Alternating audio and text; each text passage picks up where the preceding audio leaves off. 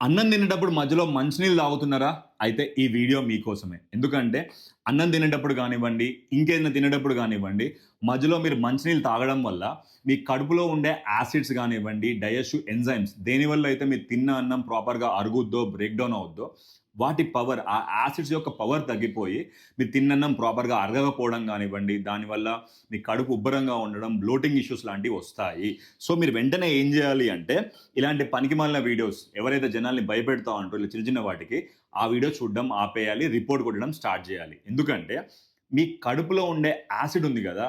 దేనివల్ల అయితే మీ అన్నం బ్రేక్ డౌన్ అయ్యి అరుగుద్దో, ఆ యాసిడ్ చాలా చాలా పవర్‌ఫుల్ యాసిడ్. దాని పేరు హైడ్రోక్లోరిక్ యాసిడ్.